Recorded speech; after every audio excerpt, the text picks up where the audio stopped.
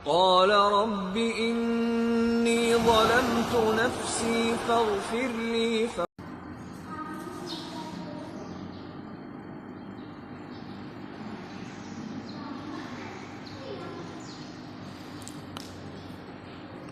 Ya, kita mulai. Bismillahirrahmanirrahim. Assalamualaikum warahmatullahi wabarakatuh. Alhamdulillah wassalatu wassalamu ala Rasulillah wa ala alihi wa sahbihi wa mawalah wa la hawla wa la quwata illa billahi wa ba'du. Alhamdulillah, segala puja dan puji hanya milik Allah subhanahu wa ta'ala. Di siang hari ini kembali kita bisa duduk untuk bertolabul ilmi di Masjid Nidaul Ilmi setelah hampir 2 pekan kita libur karena ada hal, dan siang ini kita akan mulai lagi kajian kita setiap Rabu siang, dan pembahasan di siang hari ini kita akan membahas tentang ciri-ciri seorang muslim yang baik. Ma'asyiral muslimat yang dimuliakan Allah subhanahu wa ta'ala,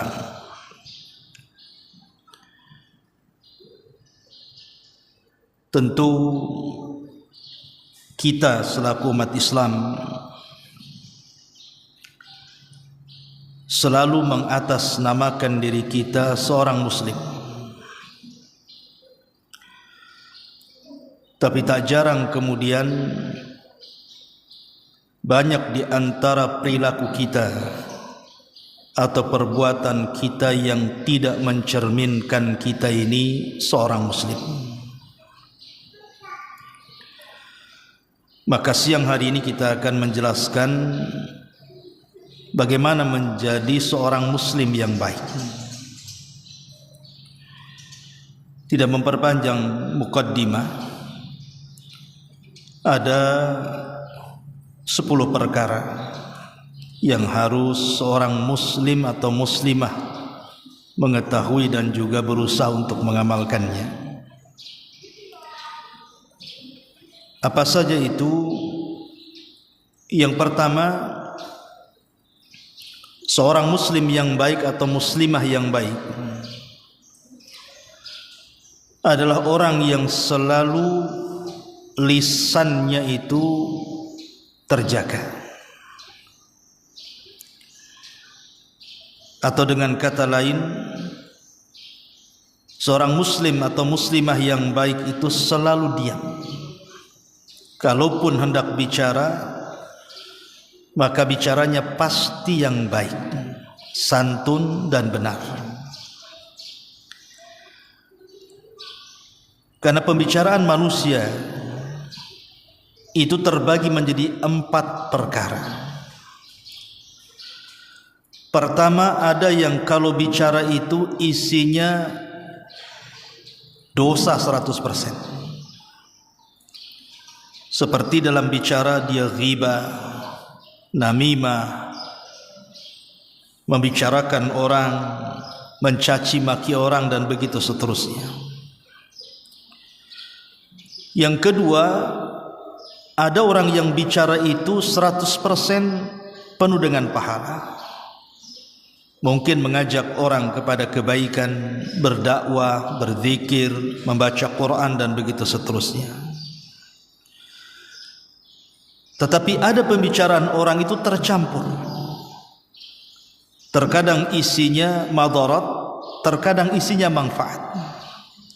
Terkadang isinya dosa, terkadang isinya pahala.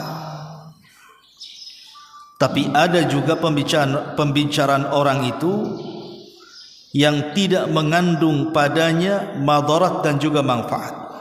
ia tidak mengandung dosa, ia tidak mengandung pahala. Tentu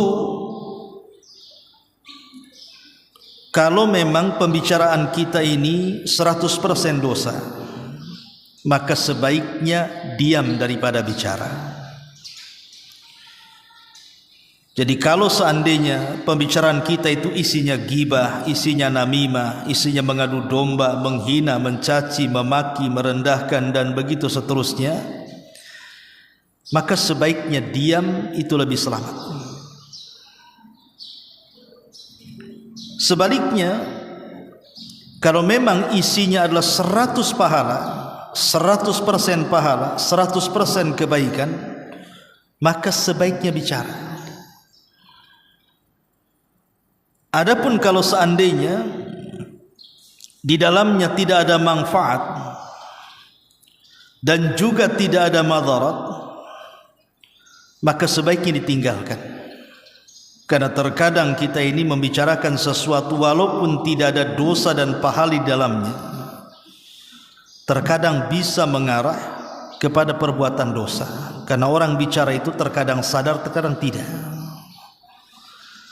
Adapun yang jelas-jelas terkandung padanya dosa dan juga pahala, maka pilihlah yang ada pahalanya dan tinggalkan yang ada dosanya. Intinya bahwa seorang muslim atau muslimah itu memperbanyak diam itu lebih baik dibandingkan bicara. Karena Nabi SAW bersabda, "Man kana yu'minu billahi wal yaumil akhir falyakul khairan aw liyasmut." Barang siapa yang beriman kepada Allah dan hari akhir, bicaralah dengan bicara yang baik atau santun, kalau tidak bisa maka diam. Itulah wasiat Nabi SAW. Makanya para ulama salaf, seperti yang dikatakan oleh Fudail ibn Iyad rahimahullahu ta'ala, beliau mengatakan, sijnul lisan sijnul mu'min. Memenjarakan lisan itu hakikatnya penjara seorang mukmin. Jadi memenjarakan lisan untuk tidak bicara, atau dia bicara sesuatu yang baik, itu memang penjara bagi seorang mukmin. Ujian dari Allah Subhanahu wa taala kepada kita. Karena orang yang banyak bicara pasti banyak tergelincirnya. Orang yang banyak tergelincirnya pasti jatuh kepada dosa. Dan orang yang banyak dosa sudah jelas pasti akhirnya masuk neraka. Naudzubillah. Bahkan Abdullah ibn Abi Zakaria rahimahullahu ta'ala sampai mengatakan, alajtu sumta isrina sanatan. Aku berusaha mengobati lisanku dengan diam itu sampai 20 tahun lamanya. Sampai dia mengatakan, aku berusaha mengobati lisanku supaya bisa diam itu sampai 20 tahun lamanya. Begitulah ulama salaf. Kenapa dia sampai mengatakan bahwa aku berusaha mengobati lisanku untuk diam selama 20 tahun? Karena mereka paham, terkadang hanya satu ucapan yang kita lontarkan tanpa kita sadar, rupanya itu membuat murka Allah Subhanahu wa taala. Sadar ataupun tidak, justru itu pula yang memasukkan kita ke dalam neraka. Sebagaimana sabda Nabi sallallahu alaihi wasallam, innal 'abda la yatakallamu bil kalimati la yulqi laha balan yahwi sahibuha fi nari jahannam ab'ad ma bainal masyriqi wal maghrib. Terkadang ada seorang hamba yang mengucapkan satu kalimat tanpa sadar dia ucapkan, rupanya dalam kalimat itu terkandung murka Allah. Maka satu kalimat itu, kata Rasul, cukup memasukkan pelakunya ke dalam jahannam yang lebih dalam jaraknya dibandingkan barat dan timur, kata Rasul. Lihat bagaimana para ulama salaf menjaga lisan mereka. Karena bagaimanapun as-sumtu najatun, kata Rasul. Diam itu lebih selamat. Diam itu lebih selamat dibandingkan banyak bicara. Ma'asyiral muslimat yang dimuliakan Allah Subhanahu wa taala. Nabi sallallahu alaihi wasallam sampai mengatakan, al-muslimu man salimal muslimuna, al-muslimu man salimal muslimuna min yadihi wa lisani. Jadi seorang muslim itu, kata Rasul, ketika muslim-muslim yang lainnya selamat dari lisan dan juga dari perbuatannya. Artinya kalau seandainya seseorang itu tersakiti dengan lisan kita, berarti orang tidak selamat dengan lisan kita. Berarti dia dipertanyakan keislamannya. Karena seorang muslim itu, muslim yang lainnya selamat dari lisan kita. Makanya ini hati-hati. Sekali lagi Bu, hati-hati. Terkadang hidup di masyarakat ini, orang tidak bisa menjaga lisan. Tidak suka dengan orang, terkadang mencaci, memaki. Tidak suka dengan tetangga, terkadang menggibah dan juga menghina. Terkadang tidak suka dengan orang, bisa tidak tahan lisannya, akhirnya mengucapkan kata-kata yang menjungkirkan dunianya dari akhiratnya. Ma'asyiral muslimat yang dimuliakan Allah Subhanahu wa taala, maka menjaga lisan ini adalah ciri yang pertama dari ciri seorang muslim atau muslimah yang baik. Bicara yang santun, kalau tidak bisa maka diam. Ini yang pertama. Yang kedua, ciri seorang muslim dan muslimah yang baik adalah dia berakhlak dengan akhlakul karimah. Berakhlak dengan akhlakul karimah. Ibu-ibu yang dimuliakan Allah Subhanahu wa taala, akhlak ini ada seagung-agungnya perkara yang bisa mendekatkan kita kepada Allah. Bahkan lebih agung dibandingkan salat sunnah, lebih agung dibandingkan puasa sunnah, dan lebih agung dibandingkan sedekah-sedekah sunnah. Nabi SAW sampai mengatakan, innal mu'min la yudriku bi husni khuluqihi darajatas saimil qa'im. Terkadang seorang mukmin dia akan mendapatkan derajat yang paling tinggi di sorga itu, melebihi orang yang berpuasa atau yang salat malam. Dengan cara apa? Dengan cara berakhlak dengan akhlak yang baik. Subhanallah. Jadi ada sorga itu tidak bisa dicapai dengan rajinnya salat malam kita. Ada sorga itu yang tidak bisa dicapai dengan rajinnya puasa sunnah kita. Sekalipun kita salat malam setiap malam, atau sekalipun kita puasa sunnah setiap hari, ada sorga yang tidak bisa dicapai dengan dua ibadah sunnah yang mulia ini, kecuali dengan baiknya akhlak.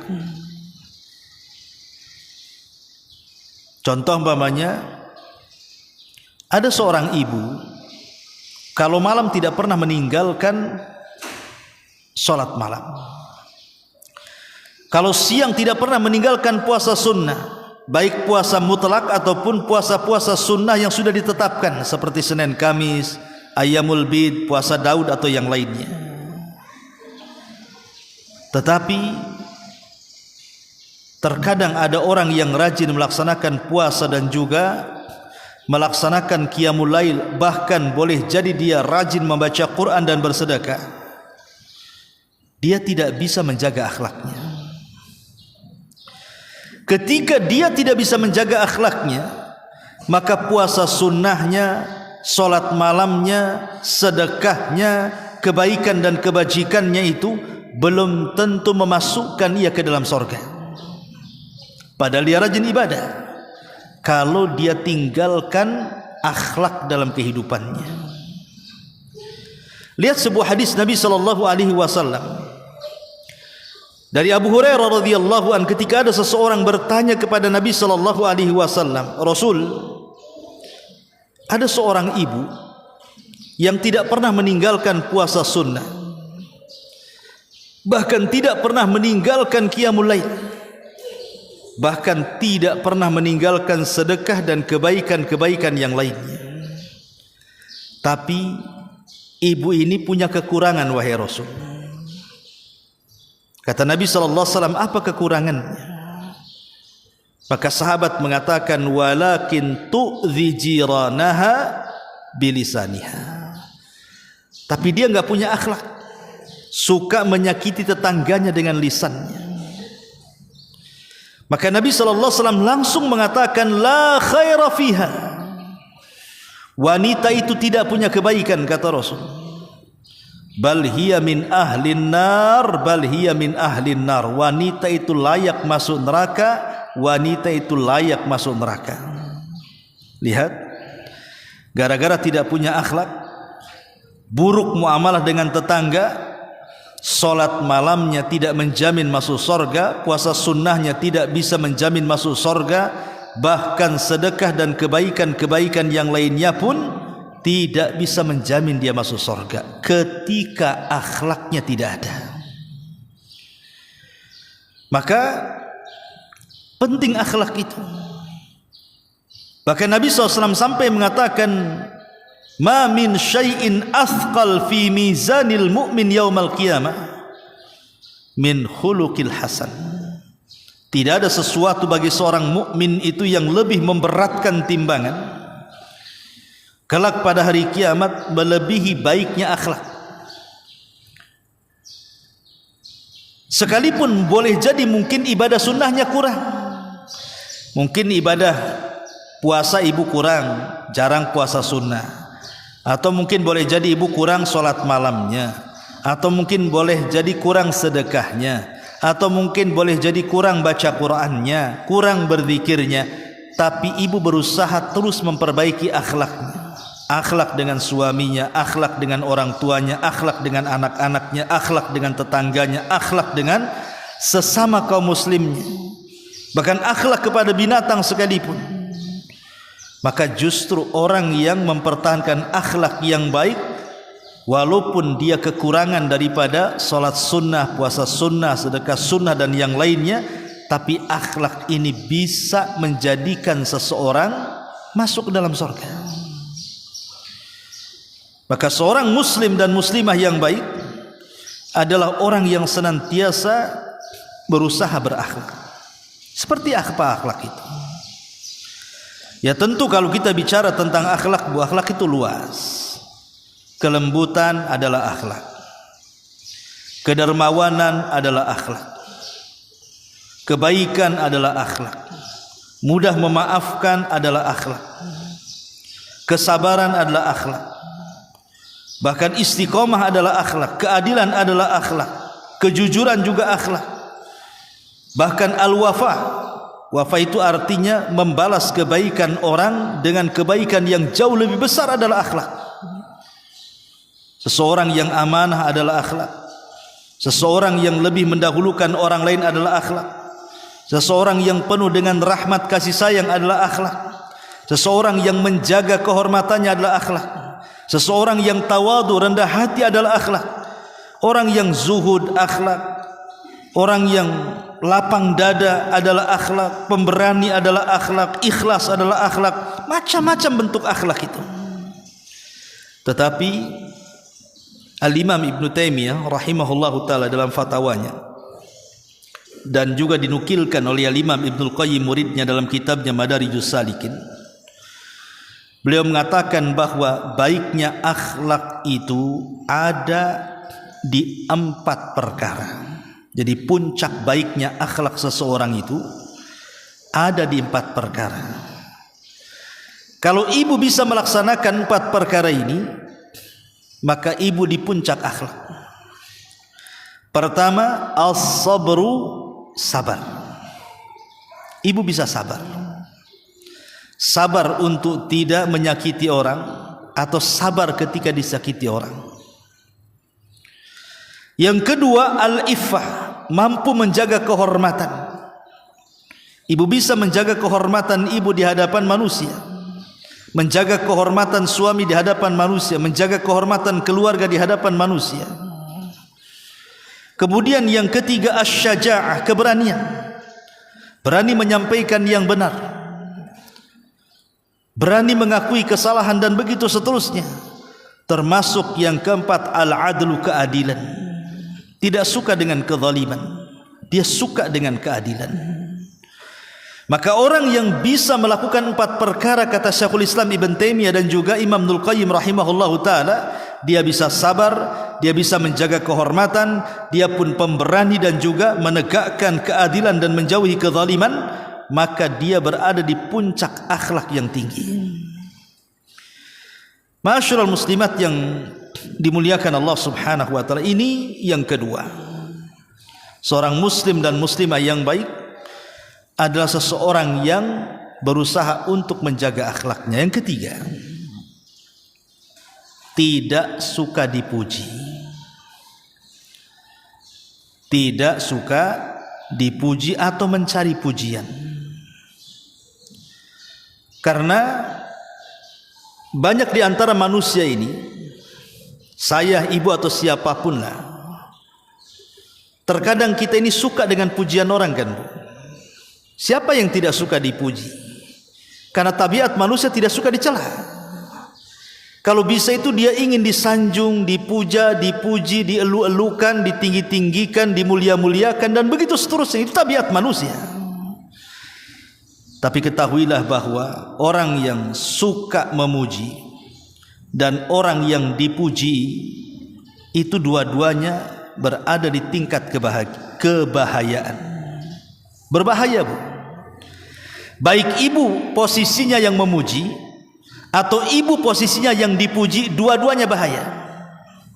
Pertama, orang yang memuji. Terkadang ada orang-orang yang memuji itu sampai kebablasan sehingga dia berdusta. Ya kan, Bu? Terkadang kita memuji orang karena kelebihan, melampaui batas, kebablasan mungkin bahasa kitanya. Terkadang ketika kita memuji ini, saking ingin menjilat orang yang kita puji, sampai berdusta dia. Naudzubillah. Ya. Ataupun sampai kepada tingkat riya. Mungkin dia ingin memuji atasannya, dia ingin memuji orang-orang yang dipandang menurut pandangannya. Terkadang sampai ke tingkat riya. Karena kita ingin dapat penilaian dari pujian kita kepada dia. Ataupun terkadang memuji ini bisa menjadikan seseorang munafik, Bu. Terkadang lain yang diucapkan, lain pula yang ada pada hati. Atau boleh jadi dia mengucapkan sesuatu yang tidak ada faktanya. Atau boleh jadi terkadang seseorang itu memuji dengan bahagianya, padahal dia tahu bahwa orang yang dipuji itu sebenarnya tidak layak untuk dipuji. Inilah bahaya orang memuji. Lah di sana ada juga bahaya orang yang dipuji. Seperti apa bahaya orang yang dipuji? Yang pertama, bisa saja karena pujian orang lain dia sombong. Bisa saja karena pujian orang lain dia ujub, dia takabur, merasa bangga, merasa besar gitu kan, Bu. Terkadang habis dipuji cari cermin pula. Dipandangilah cermin itu. Betul tak orang itu muji saya? Betul tak orang itu mengatakan saya begini. Jadi tumbuh akhirnya sombong ataupun ujub, ataupun boleh jadi dia lupa diri, lupa siapa dia. Dan ini bahaya. Makanya seorang muslim dan muslimah yang baik itu adalah orang yang senantiasa menjaga hatinya. Di mana seorang muslim dan muslimah yang baik itu tidak akan merubah hatinya. Maknanya baik dia dipuji ataupun dicela sama saja hatinya. Anda mau mencela saya, ya hati saya seperti ini. Anda memuji saya, ya hati saya seperti ini. Tidak pernah berubah. Itulah seorang muslim dan muslimah yang baik. Jangan tergiur dengan pujian dan jangan terpengaruh dengan cacian. Jangan sampai hati kita tergiur dengan pujian atau tersakiti dengan cacian. Ucapan manusia anggaplah seperti debu yang berhembus di depan kita. Kal ghubar, seperti debu. Tidak pengaruh ucapan manusia itu, Bu. Manusia menggonggong seperti apa kepada ibu, hakikat ucapan itu tidak akan memadaratkan kita. Ucapan itu menjadi madarat kalau kita masukkan ke dalam hati, Bu. Ucapan manusia itu akan memadaratkan kita kalau ibu tampung di hati. Tapi kalau ibu tidak menampung ucapan manusia, baik berupa pujian atau celaan, bahasanya masuk dari telinga kanan keluar ke telinga kiri, atau boleh jadi mungkin masuk ke telinga kanan tidak sempat masuk ke telinga kiri karena mental, maka orang ini tidak akan terpengaruh dengan ucapan, baik ucapan itu dalam bentuk celaan atau pujian. Karena ingat, seorang muslim tidak akan berubah hatinya. Maka akhlak seorang muslim, jangan suka ingin dipuji. Jangan suka ingin dipuji. Karena siapa yang mencari pujian kemudian dia tidak dapat pujian, maka dia akan sakit hati. Contoh, Bu, ibu berbuat baik. Anggaplah sedekah. Seseorang bersedekah. Mungkin ibu sedekah ke tempat saya untuk pembangunan pesantren. Sedekah 1 juta dengan harapan saya memuji ibu. Ketika tiba-tiba saya tidak memuji, saya kira ibu akan sakit hati. Percuma saya sumbang 1 juta, Ustadz, tak ada tuh cerita-cerita ya, minimalnya terima kasih atau apa gitu kan. Kok diam saja? Padahal Aisyah radhiyallahu anha itu kalau dia berinfak, Bu, dia tidak mau mendengar ucapan terima kasih dari orang yang diberinya. Jadi kalau dia memberi itu langsung menutup pintu, Bu.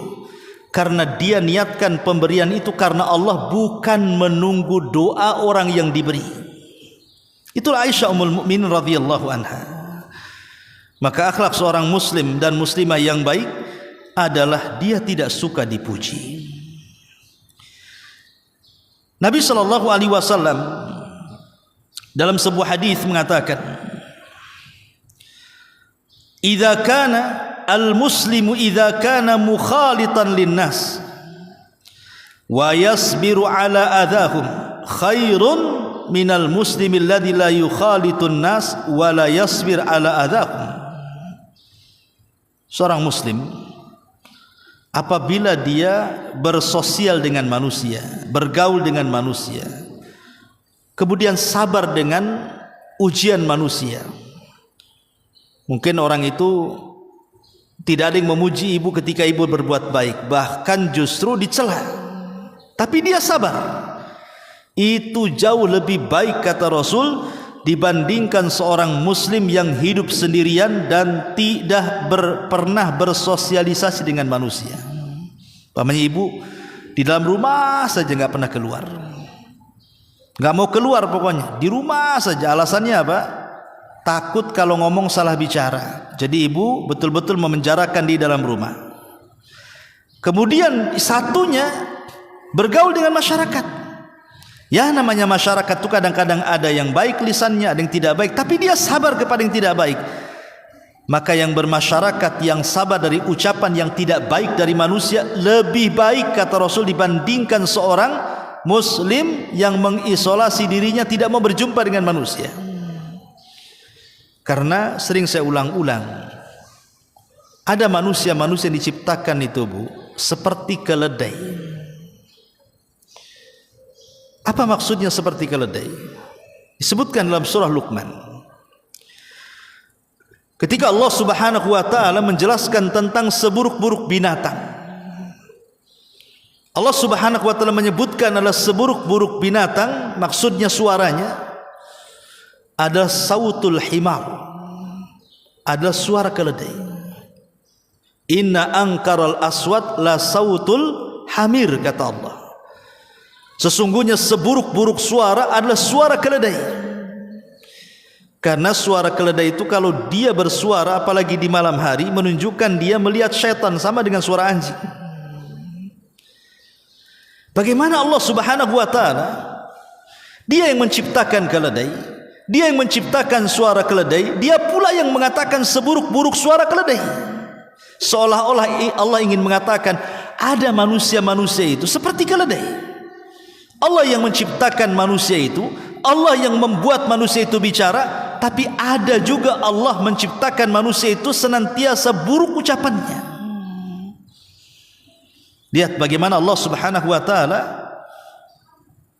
serupakan orang yang suka buruk bicaranya seperti keledai. Tapi jangan ibu bilang keledai kepada orang yang mungkin buruk bicaranya. Umpamanya ada tetangga itu ngomongnya nggak enak, nyelekitan, tiba-tiba ibu datang dan mengatakan, "Oh dasar keledai." Ya, jangan Bu. Ya, Quran itu maksudnya hanya memirip-miripkan bahwa orang yang buruk suaranya, artinya orang-orang yang tidak bisa menjaga lisannya, itu sama dengan keledai. Tapi bukan berarti ibu jangan mengkeledai-keledaikan orang yang buruk ucapannya, tidak. Allah yang mengatakan seperti keledai. Artinya kita anggap saja, biarin aja lah. Anggap aja seperti keledai. Yang itu Bu ya. Ini yang keempat. Ini yang ketiga. Yang keempat, di antara akhlak seorang muslim dan muslimah yang baik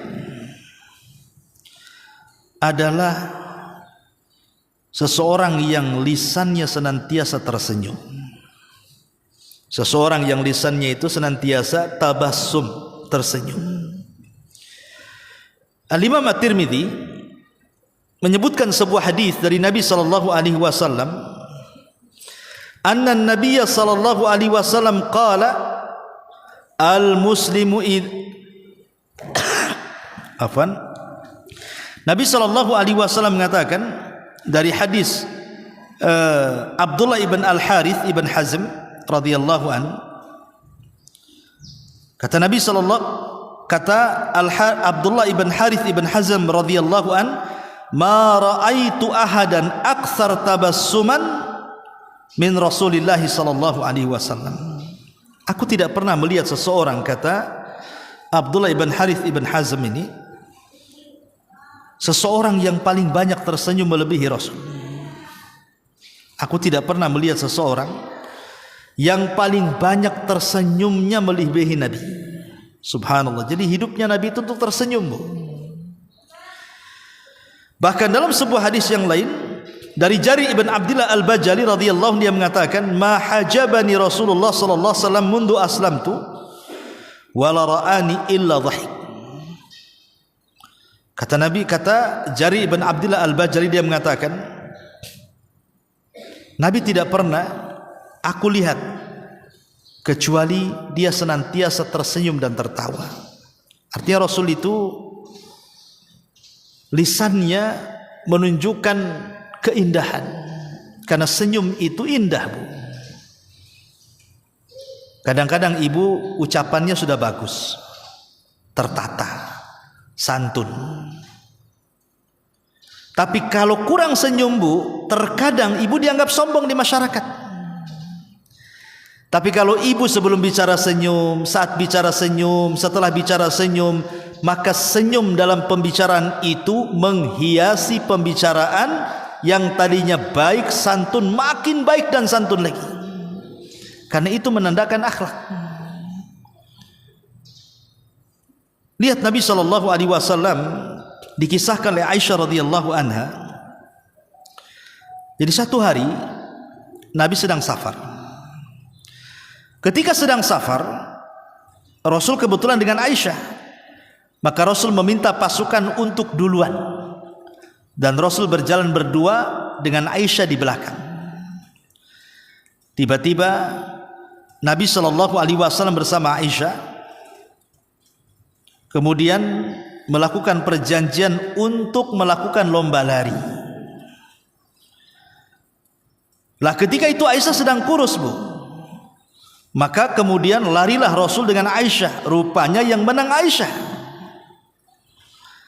Tapi setelah waktu berlalu, Aisyah pun kemudian sudah tidak kurus lagi. Dia gemuk. Ya, orang Arab kan gitu, Bu ya. Sampai sekarang gitu ya, kalau istrinya gemuk berarti memang suaminya baik katanya. Berarti suka ngasih makan. Ya Bu ya. Tapi kalau orang Batam beda. Ini kalau istrinya gemuk apa katanya? Tak pandai jaga badan katanya. Kan itu ya. Kalau orang Arab makin gemuk makin senang dia. Ya. Kalau orang Batam makin gemuk makin stres. Dibilang tak jaga badan. Jadi setelah Aisyah gemuk, kemudian Nabi SAW mengajak duel lomba lari lagi. Akhirnya lomba lari dah dua orang ini. Rasul menang karena Aisyah gemuk, susah larinya kan orang gemuk tuh. Lah ketika itu Nabi SAW tertawa kepada Aisyah dan mengatakan, lomba yang ini, kata Rasul SAW, ini sebagai balasan lomba yang dulu waktu kau kurus katanya. Rasul menang. Kira-kira ibu pernah lomba nggak lari sama suami itu? Kali-kali lomba lari lah sama suami ya. Ini Rasulullah SAW juga bercanda kan, tersenyum dia dengan Aisyah radhiyallahu anha. Ya. Kemudian juga dikisahkan dari Zaid ibn Arqam radhiyallahu an, ketika safar. Zaid ibn Arqam ini banyak masalah. Jadi ketika safar itu nampak gitu loh masalah di mukanya itu. Rasul melihat. Kan ibu bisa lah nampak kan, orang yang banyak utang dengan orang nggak punya utang kan nampak tuh dari mukanya, Bu. Atau orang yang banyak uang dengan orang yang nggak ada duit itu kan nampak juga jalannya tuh. Ya Rasul nampak nih Zaid ini nampaknya banyak masalah nih. Rasul ingin mencandai. Akhirnya Nabi SAW tiba-tiba mengejar Zaid ibn Arqam dalam safar itu, tiba-tiba menjewer kupingnya. Ya sontak aja kaget kan gitu. Siapa yang berani menjewer kuping saya katanya ketika dilirik turunnya Rasulullah. Dan tiba-tiba Nabi SAW tertawa, aku pun tersenyum. Ketika itu demi Allah aku tidak pernah senang seperti senangnya hari itu dijewer Nabi. Ya kan Bu? Ibu kok dijewer saya marah itu. Tapi sahabat dijewer Nabi senang dia. Jadi adalah sahabat bertanya kepada Zaid ibn Arqam ini dan mengatakan, ya Zaid, kenapa kau tersenyum? Apa yang dibisikkan Rasul kepadamu? Kata Zaid, tidak, Rasul tidak membisikkan, dia hanya menjewer kupingku saja. Tiba-tiba dia tersenyum, aku tertawa katanya. Lihat, Nabi SAW mengajarkan bagaimana supaya kita ini tertawa, karena Rasul mengatakan tabassumuka fi wajhi akhika laka sadaqah. Senyum kamu kepada saudaramu itu dianggap sedekah. Makanya sering saya katakan, ibu kalau suka senyum pasti manis, Bu. Tapi kalau sekali-kali senyum, lama tak senyum, senyum lagi, itu ada apa-apa tuh. Ya. Kok orang itu jarang tersenyum, kok senyum. Jangan-jangan nih, jangan-jangan katanya. Jadi bagaimana Nabi SAW memasukkan tabassum di sini kepada saudara kita ini bagian daripada sedekah.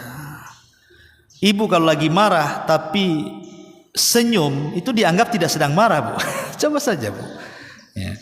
Senyum ini kadang-kadang mencairkan suasana. Suami lagi marah, ibu ketawa saja depan suami itu, tak jadi marah dia. Atau boleh jadi marahnya makin, Ustaz, kayak diejek katanya. Tapi insya Allah, Bu, senyum itu bisa mencairkan suasana. Justru orang yang jarang tersenyum, jarang tertawa itu kayaknya serius sekali hidupnya tuh. Ya, bisa stroke gitu orang jarang senyum itu. Jadi ini juga diantara akhlak seorang muslim, suka tertawa dan tersenyum kepada orang lain. Kemudian juga di antara akhlak seorang muslim dan muslimah yang lainnya, tidak suka dendam, tidak suka menaruh dendam. Disebutkan di dalam Al-Quranul Karim, ketika Allah Subhanahu wa ta'ala menyebutkan ciri-ciri orang yang bertakwa, apa kata Al-Quran? Wal kadhiminal ghaidha wal afina anin nas. Orang-orang yang bertakwa adalah orang-orang yang menyembunyikan marahnya dan dia berusaha untuk memaafkan manusia. Wallahu yuhibbul muhsinin, dan Allah suka dengan orang-orang yang berbuat baik.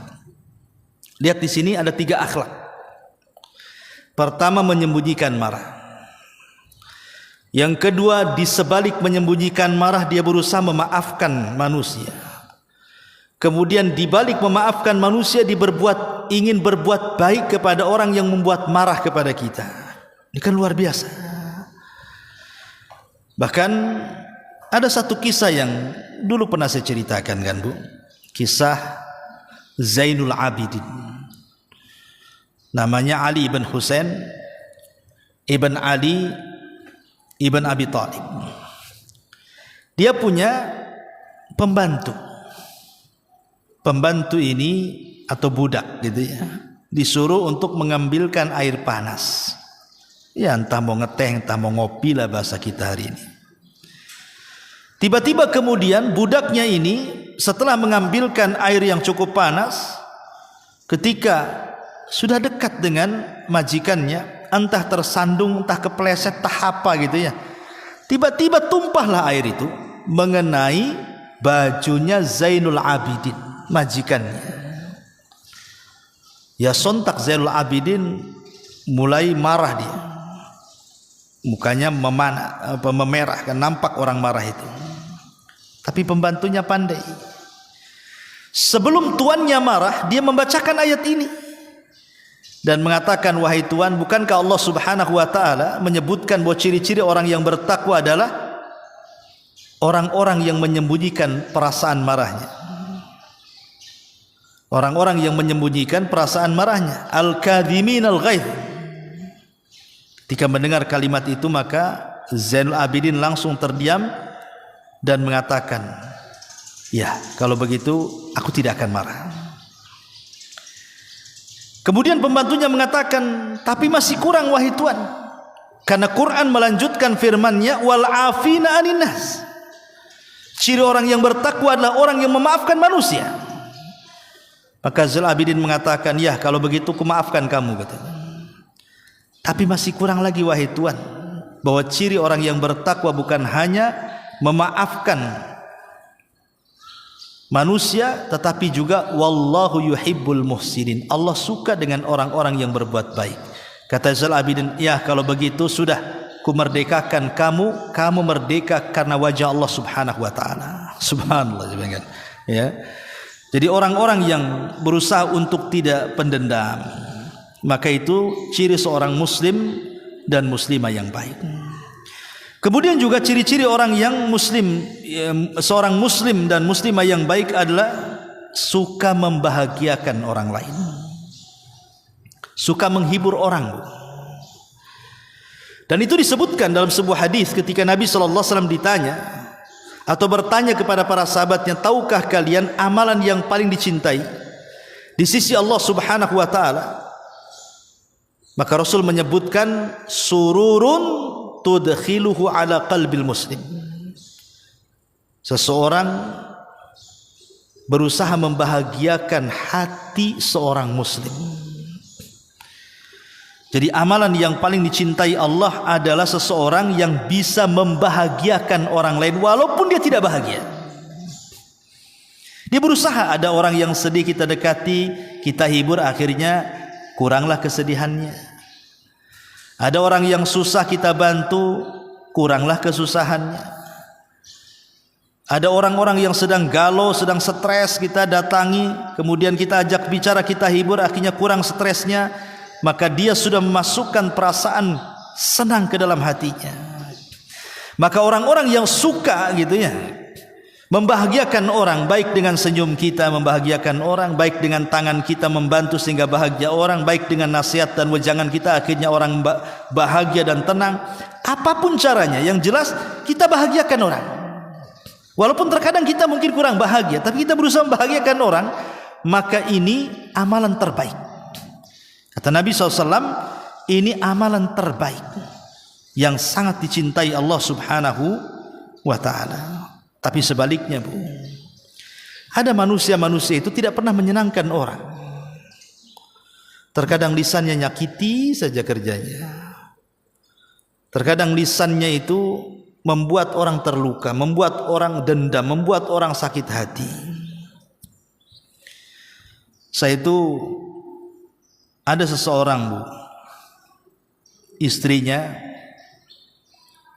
itu suka kali tuh kalau ngomong gak enak, tapi cepat minta maaf. Jadi dia cerita, Ustaz saya ini punya istri kalau ngomong itu nyelekit, tapi cepat dia kalau minta maaf itu. Itulah kelebihannya katanya. Kalau ngomong wak tahu-tahu minta maaf gitu saja. Gimana istri saya itu, kata. Ya, terus saya tanya, setelah dia minta maaf, lega enggak hatimu tuh? Ya enggak lah Ustaz. Karena omongannya lebih pedas dibandingkan maafnya, katanya. Kadang ada orang itu, Bu, ngomong pok sama orang, dia nggak tahu hati orang itu sakit atau enggak. Walaupun ujung-ujungnya minta maaf, percuma minta maafnya, Bu, kalau seandainya kata-kata kita sudah membuat luka hati dia. Karena biasanya luka oleh lisan itu susah diobati dibandingkan luka dengan pedang, kan bahasanya. Ya, luka dengan pisau, cutter atau apa, mungkin kasih betadine 2-3 hari dah kering kan, Bu. Tapi kalau omongannya itu sudah nyelekit di hati, 1 minggu demam dia, Bu. Ya. Jadi ya nggak bagus juga punya istri kayak seperti itu. Ya, mungkin kelebihannya dia minta maaf. Tapi sekali lagi kadang-kadang ya bisa saja maaf itu menjadikan orang terhibur. Akhirnya lukanya hilang. Tapi ada yang permintaan maaf itu tidak bisa dimaafkan. Tidak ada maaf bagimu kadang-kadang. Maka hati-hati. Jangan melukai orang. Yang ada justru bahagiakan orang. Kasian kan, Bu. Kadang tetangga kita itu, mungkin ibu punya tetangga, dia sudah capek. 1 hari dia ngurus anak, ngurus suami, ngepel, masak gitu ya, ke pasar. Mungkin dia udah capek, lelah, letih 1 hari. Badannya sudah capek. Ibu pula tetangganya nyakiti dia kan. Nggak punya perasaan, Bu. Orang sudah capek badannya, ibu pula buat capek pikirannya. Coba seandainya itu kejadian sama ibu ya kan. Ibu sudah lelah masak, sudah lelah ngurus anak, sudah lelah ngurus suami, sudah lelah. Pokoknya dengan aktivitas rumah tangga ibu sudah lelah. Tiba-tiba suami tetangga nyakitin ibu, kan gimana rasanya tuh? Itu dua-duanya lelah kan, Bu. Makanya amalan terbaik itu adalah jabru al-qulub, berusaha untuk menembel kesedihan orang, keletihan orang. Ya, dengan cara apa? Masukkan kesenangan kepada hati tetangganya atau kepada hati siapapun supaya dia kurang beban susahnya. Dan yang terakhir, seorang muslim dan muslimah yang baik adalah hidup tidak menyandarkan kepada manusia.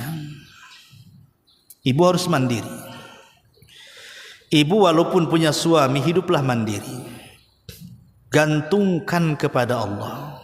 Jangan bergantung kepada manusia. Karena kalau seandainya hidup bergantung kepada manusia, Bu, kalau manusia itu menyakiti kita, manusia itu berbuat jahat kepada kita, kita tidak bisa lepas dari kejahatannya. Maka tawakal kepada Allah Subhanahu wa ta'ala. Jangan pedulikan manusia. Mandiri. Hidup hanya kepada Allah Subhanahu wa ta'ala. Jangan hidup kepada harta ataupun kepada siapapun dari manusia, walaupun itu suami. Karena harta dan suami itu hanya wasilah kita masuk surga, Bu. Ingat, harta kita, anak kita, suami kita itu hanya wasilah, bukan tujuan. Betapa banyak harta memasukkan orang ke neraka, betapa banyak pasangan memasukkan orang ke neraka, betapa banyak anak-anak memasukkan orang tuanya ke neraka. Nanti pada hari kiamat, 3 perkara ini tidak bisa menolong kita. Harta yang kita banggakan, pasangan yang kita banggakan, anak yang kita banggakan, nanti pada hari kiamat nasab itu terputus. Hanya hubungan kita dengan Allah Subhanahu wa taala. Maka seorang muslim yang baik sandarkan hati kepada Allah, jangan sandarkan hati kepada siapapun dari selain Allah Subhanahu wa taala. Wallahu a'lam bishawab. Ini di antara ciri-ciri seorang muslim atau muslimah yang baik menurut Al-Qur'an dan Sunnah, dan juga perkataan para ulama salaful ummah. Wallahu a'lam bishawab. Ya, sederhana saja kita sampaikan kajian di pagi ini, tapi mudah-mudahan menjadi bekal bagi kehidupan kita. Sebelum saya tutup, silakan kalau ada yang bertanya. Ya, silakan.